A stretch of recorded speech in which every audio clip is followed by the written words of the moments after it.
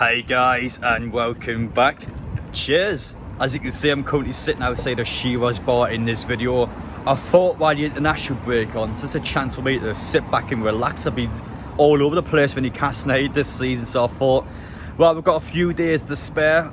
I'll have a nice relaxing day today and we'll just talk Newcastle United. So I think the majority of fans at the start of the season would not have predicted Newcastle will still be in the top 4 race. Now I certainly didn't. I think I predicted us to be finishing between 9th and 12th this season, which I'm absolutely sure we're going to be finishing above that. So I think it's been a season full of surprise. I wasn't expecting the club to get to these sort of heights this early on from the takeover. But while on the topic of Newcastle United's performances this season, of course, the fan base, we all have different opinions to each other. That's what this video is about today. So pretty much the context behind this video will be is that a few days ago on Twitter before the Nottingham Forest game, a Newcastle fan posted a picture saying, put your unpopular opinions down below, and as a result there's been hundreds upon hundreds of opinions from Newcastle fans. I've got to be honest, a lot of them are quite bad. I don't agree with many of them at all. So I thought in this video today we're going to react to the worst unpopular Newcastle United opinions and just have a chance to joke about them really. If you disagree with someone I say or disagree with someone that somebody else says in this video, big disclaimer, don't come from my head, don't shoot the messenger. This video is just more of a, I wouldn't say a piss take, it's just a good laugh really. Don't take it too seriously. Obviously if you disagree with someone, feel free to put it down below, but at the end of the day it's just meant to be a joke. But anyway guys, if you're new to the channel as well, make sure you get down there, hit that subscribe button, smash like button you enjoy, and finally, speaking about those opinions, make sure let me know yours down below. What unpopular Newcastle United opinions have you got? I'd love to hear them. But anyway, without further ado, let's get into it. And let's begin off with this corker here. Jonas Gutierrez was crap and often slated by our fan base. He also did not keep us up from relegation because we were already winning the match. Oh no. So pretty much he's saying that Newcastle were already winning 1-0 against West Ham before Gutierrez scored, but he's not taking into account that Gutierrez assisted our goal in that game, you absolute moron. But on the basis of that as well, he's saying that Gutierrez was crap and often slated by the fan base. Well, it's a bit harsh to come out and say that, to be honest, because, well, I mean, the guy did come back from cancer. He almost died. He came back on his football pitch. He could have easily told Newcastle, you know what, I'm still recovering from my illness. No, I'm not going to play this season. But instead, he came back, gave 100% every single match. And ultimately, in the final game of the season, he got a legendary moment at the club where he did single-handedly keep us up in that game. So, I mean, regardless of what you think about him as a football player, I think it's very harsh to come out and say that after the guy has quite literally had cancer. So you could worst possible thing for a footballer to have, and he's came back and still done that for us. So I think that's very harsh to say that. Callum Wilson is a championship level player, in brackets, always has been. Sean Longstaff should be playing in a central defensive midfielder role instead of a box-to-box position. So someone has argued with this kid in the comments section. His response is 68 goals in 189 matches for a Premier League striker is shocking. I mean, that's one goal, that'd be 3 matches. That's not even that bad. That's a pretty good return, to be honest. You've got to remember as well, with Callum Wilson, he's played for a good amount of those games. He played for Bournemouth or a Steve Bruce 5 at the back, and negative-minded football team. So you got to give him leeway. It's definitely a good return, I would say. But I mean, what the hell is this kid going on about? Listen, who do you think we are? We can't go out and buy Mbappe. We can't get Messi, Neymar, Harden, whoever it may be. We're not in that position where we can do that.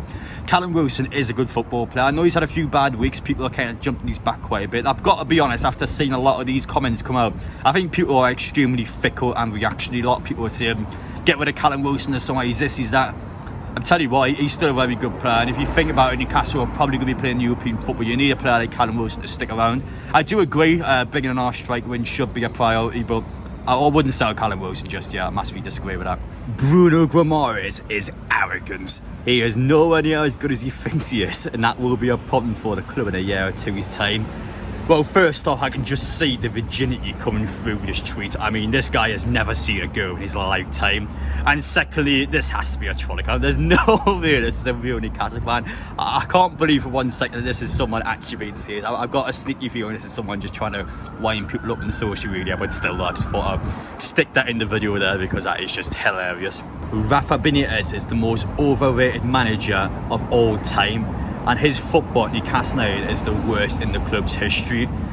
Now, to be fair, I do agree that Rafa Benitez's football was pretty bad to watch at Newcastle. You've got to compare Eddie Howe's football to his now. It's light and day the difference.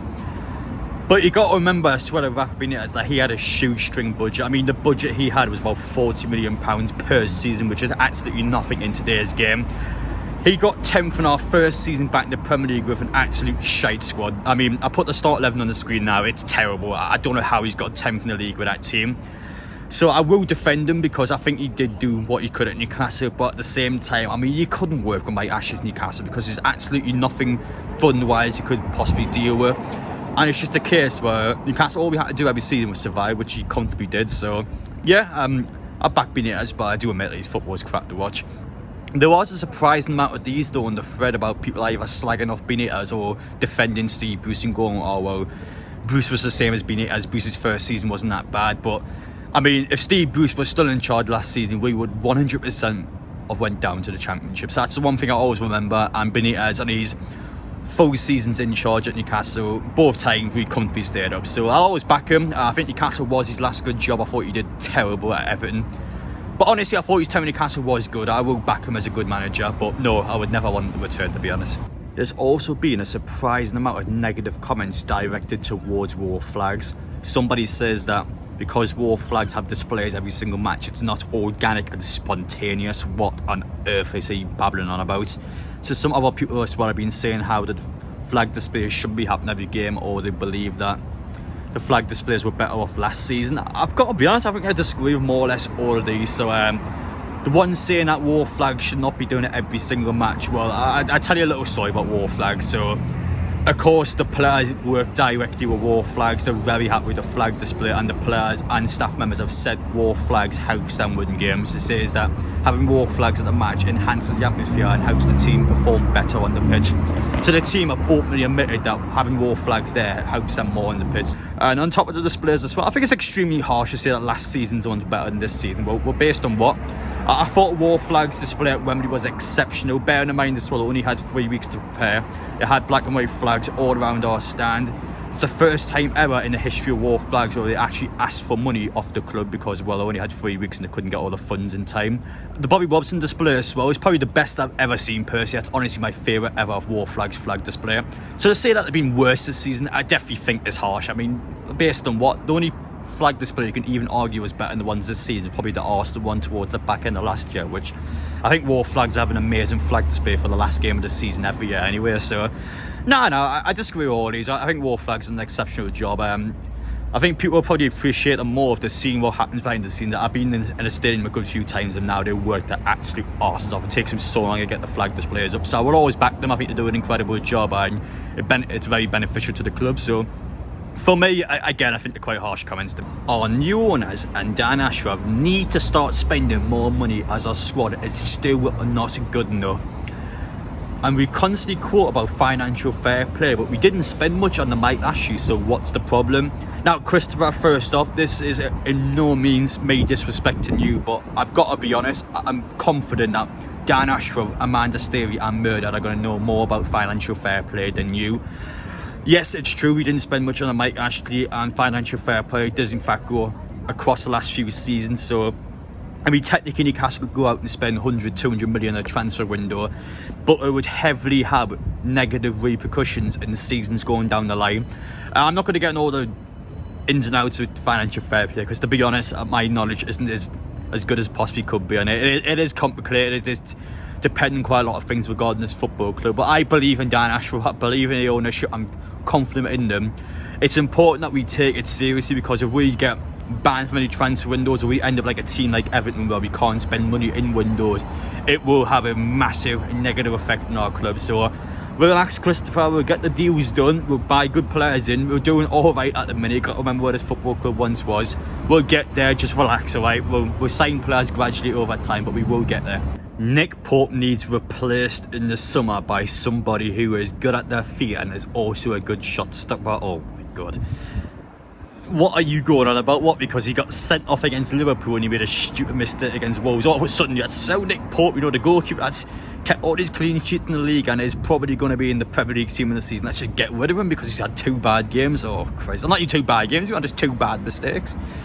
Oh hey. some people are fickle. Listen, pal, relax. We've had some bad goalkeepers over the year. Nick Pope is not one of those keepers. We're all right. He'll get back into it. He's had a couple of dodgy weeks. Just relax, bro. Idiot. We'll do one final one now. I'm going to end the video off there because it's really starting to batter my head now. I'm getting irritated with some of these stupid opinions. We'll finish off with this one here. If Newcastle finish below 6 in the Premier League table, considering where we were at Christmas time, it would be a failure of a season. To be honest, that's a bit of an interesting one. Well, I think if Newcastle definitely don't get any form of European football this season, I will say it's a failure, considering we were third at Christmas time.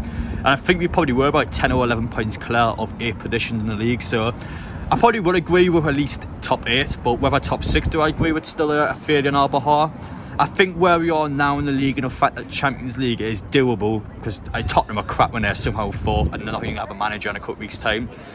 So with Robbie's comment there, yeah, I probably would agree with that, and to be honest. I think Newcastle definitely should be finishing top 6 based on where we're being this season and based on how well things are went. So if we don't finish top 6, I'll definitely be disappointed, but I still say it's a failure of a season. I think that's maybe a bit harsh terminology, but I do see where he's coming from, to be honest. I think definitely if we finish below the top 6, I will consider saying that's pretty bad from us. We shouldn't be doing that. But yeah, that one, to be fair, I think people could actually agree with. But your ones in this video, most of them are just honestly just moronic, to be honest. But anyway, guys, I hope you enjoy watching this video. Let me know your thoughts down below. My head is absolutely battered of reading some of those. I mean, how the hell are people even coming up with some of these? It honestly baffles me. But there's a reason why a lot of us aren't Eddie Howe's. The reason why a lot of us aren't employed at the football club is because we're all just brain dead when it comes towards Newcastle United. But anyway, let me know your thoughts down below. Let me know if you enjoyed this video as well. There's still plenty more stupid football and opinions about Newcastle if you want me to do a second video reacting to more of these idiots. But yeah, that's about it from me. Let me know what you think about it. I'm going to go now. I need to go in a shower or something after saying all that crap, honestly. But take care, guys. I'll see you all later.